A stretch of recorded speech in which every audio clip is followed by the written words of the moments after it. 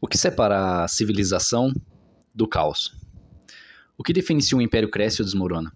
O que diferencia um nome cravado na história de um anônimo enterrado no esquecimento? O risco. O homem não construiu seu domínio sobre o mundo com passos cautelosos. Ele não ascendeu ao topo da cadeia alimentar esperando segurança. Desde os primórdios, e aqui não falamos do batido homem das cavernas, pois isso já é óbvio, as maiores decisões da história foram tomadas em momentos de incerteza, quando a hesitação significava fracasso e a ação, mesmo carregada de perigo, e era a única saída. E essa verdade atravessa os séculos. Alexandre o Grande, Napoleão, Churchill, Júlio César, Roosevelt, Gengis Khan. O que esses homens tinham em comum? Todos entenderam que o risco não é um inimigo. Ele é a própria essência da mudança, a prova final que separa os que fazem história dos que apenas a observam. Mas por que os homens são assim? O que há na biologia, na psicologia, nos mitos e na sociedade que os leva constantemente ao limite? A ciência não deixa dúvidas. A propensão ao risco está enraizada na biologia masculina. A testosterona, o hormônio central na fisiologia do homem, é diretamente responsável por sua inclinação e desafios, domínio e risco. Isso já é muito óbvio.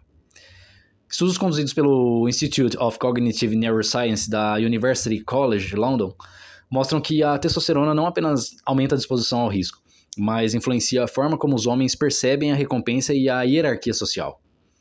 Em Wall Street, por exemplo, pesquisas feitas por John Coates, que é um ex-trader e neurocientista da Universidade de Cambridge, revelaram que traders com altos níveis de testosterona tomavam decisões mais ousadas e muitas vezes lucrativas. Mas há um detalhe. Isso só funcionava quando a ousadia era acompanhada de um conhecimento profundo do jogo. Risco sem preparo é apenas destruição. Esse fenômeno não se restringe ao mundo financeiro. No esporte, por exemplo, atletas com níveis mais elevados de testosterona demonstram maior resistência à fadiga, maior agressividade competitiva e menor sensibilidade ao medo.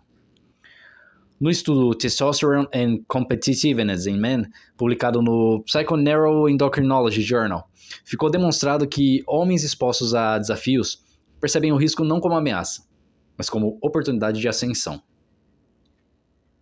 Esse instinto, está profundamente ligado ao papel histórico do homem como explorador, guerreiro e estrategista. Não porque era assim na antiguidade, mas porque a evolução filtra aqueles que dominam seu ambiente e pune os que recuam. Até os mitos refletem isso.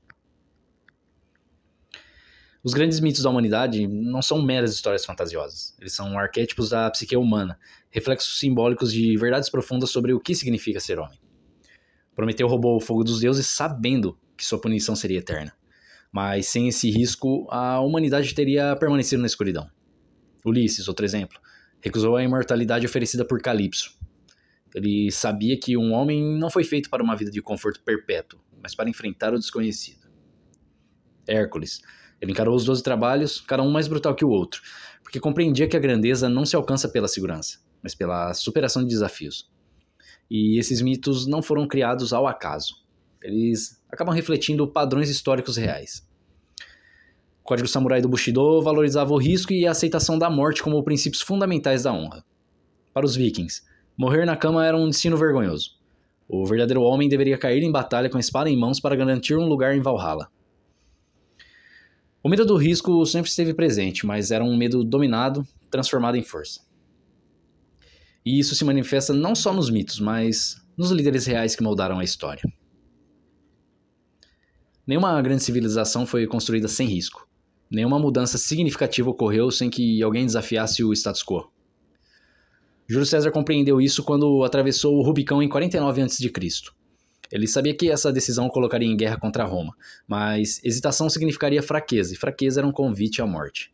Ele cruzou o rio e mudou o curso da história. Napoleão, em Austerlitz, desafiou todas as convenções militares ao abandonar o terreno alto para atrair o inimigo a uma armadilha. Era uma jogada de alto risco. Mas o resultado? Uma das maiores vitórias da história militar. Winston Churchill, quando o Reino Unido estava à beira da rendição na Segunda Guerra, poderia ter negociado a paz com o eixo. Mas ele entendeu que a escolha mais perigosa, a resistência total, era a única escolha aceitável. Esses homens não foram movidos pela segurança. Foram movidos pela convicção de que a inação é uma sentença de morte. Mas e hoje? Como essa propensão ao risco se traduz no mundo moderno? A sociedade moderna tenta domesticar o instinto masculino de risco.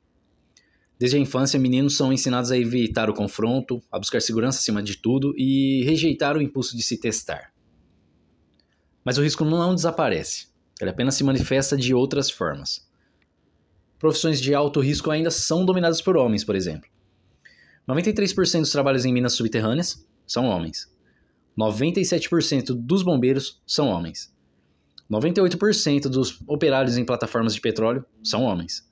99% dos soldados em combate são homens.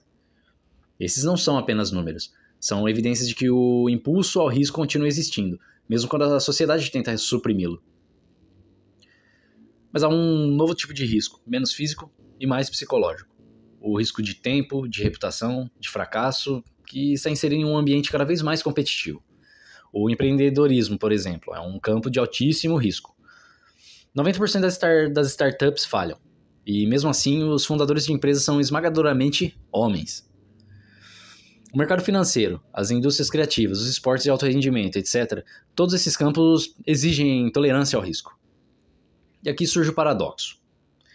Enquanto a sociedade moderna desestimula o risco masculino em nome da segurança, são justamente os homens dispostos a arriscar que continuam movendo o mundo.